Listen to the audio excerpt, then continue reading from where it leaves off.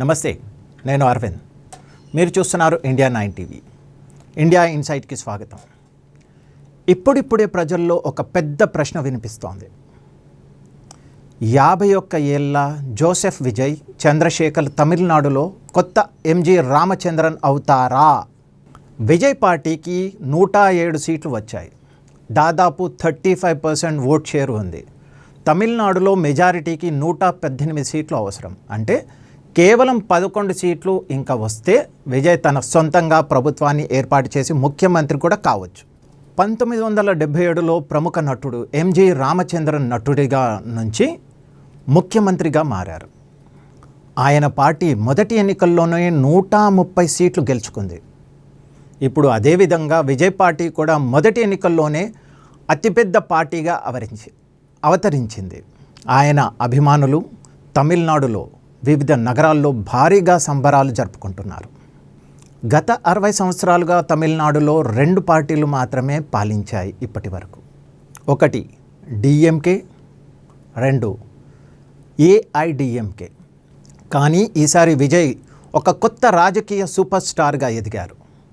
ఇది తమిళనాడు రాజకీయాల్లో 3వ శక్తి. మొదటిసారి బలంగా ప్రవేశించిన సందర్భం ఇది. అత్యంత ఆశ్చర్యకర విషయం ఏమిటి అంటే విజయ్ తన పార్టీని కేవలం 2 సంవత్సరాల క్రితమే స్థాపించారు. కానీ మొదటి ఎన్నికల్లోనే 77 సంవత్సరాల చరిత్ర ఉన్న డిఎంకేను ఓడించారు. తమిళనాడు ముఖ్యమంత్రి ఎంకే స్టాలిన్ 8,800 ఓట్ల తేడాతో ఓడిపోయారు. డిఎంకేకు ఈసారి కేవలం 59 సీట్లు మాత్రమే వచ్చాయి. గత ఎన్నికల్లో 133 సీట్లు వచ్చాయి. ఇక విజయం వెనక 4 ప్రధాన కారణాలు ఉన్నాయి. 1 సినిమా ఇమేజ్. విజయ్ దాదాపు 70 సినిమాల్లో నటించారు. ఆయనకు మాస్ లీడర్ ఇమేజ్ కూడా ఉంది. యువత, మహిళల్లో భారీగా ఫాలోయింగ్ కూడా ఉంది. ఇక 2 సరైన టైమింగ్.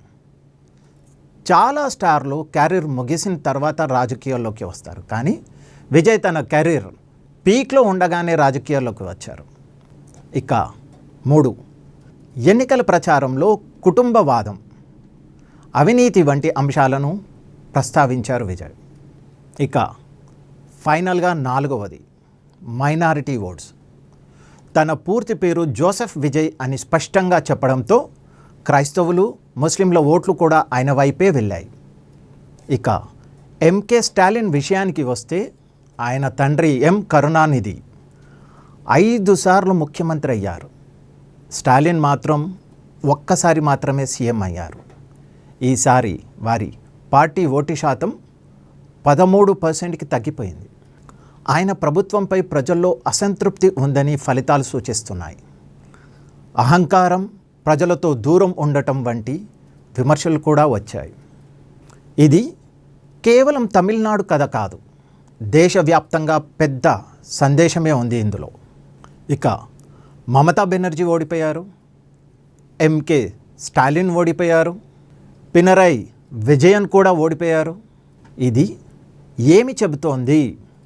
ప్రజలను తక్కువగా అంచనా వేస్తే వారు వెంటనే నాయకులను తిరస్కరిస్తారు. ఇక అరవింద్ కేజ్రీవాల్ కూడా చర్చలోకి వచ్చారు. ఎందుకంటే ఆయన మమతా, స్టాలిన్ ఇద్దరికీ ప్రచారం చేశారు. నెక్స్ట్ అస్సాం ఫలితాలు చూస్తే భారతీయ జనతా పార్టీ అస్సాంలో హ్యాట్రిక్ విజయం సాధించింది. హేమంత బిశ్వ శర్మ నాయకత్వంలో ఇది మొదటి ఎన్నిక. ఫైనల్గా కాంగ్రెస్ నాయకుడు గౌరవ్ గొగోయ్ కూడా ఓడిపోయారు. అస్సాంలో కాంగ్రెస్ ప్రభావం కేవలం ముస్లిం ప్రాంతాలకే పరిమితమైపోయింది. ఇక కేరళను చూస్తే కమ్యూనిస్టుల చివరి కోట కూడా కూలిపోయింది. 140 సీట్లలో కాంగ్రెస్ కూటమి 102, అదే ఎల్డిఎఫ్ 35, బీజేపీ 3, 11% ఓట్ శాతం. ఇది 10 సంవత్సరాల క్రితం పశ్చిమ బెంగాల్లో బీజేపీ పరిస్థితిని గుర్తు చేస్తోంది. ఇక ఫైనల్గా పుదుచ్చేరి ఎన్డీఏ ప్రభుత్వం మళ్ళీ ఏర్పడబోతోంది. ఆల్ ఇండియా ఎన్ఆర్ కాంగ్రెస్ నేతృత్వం మొత్తం 30 సీట్లలో ఎన్డీఏ 18, మెజారిటీ మాత్రం 16 కావాల్సింది. ఇక ఓవరాల్గా చూస్తే దేశ రాజకీయాల్లో పెద్ద మార్పు జరుగుతోంది. ప్రాంతీయ పార్టీలు బలహీనపడుతున్నాయి. కొత్త నాయకులు ముందుకు వస్తున్నారు. ప్రజలు మార్పు కోరుకుంటే ఏ నాయకుడినైనా మార్చేస్తారు. మరొక విశ్లేషణతో మళ్ళీ కలుద్దాం. అప్పటి వరకు భారత్ మాతా కీ జై. జై హింద్.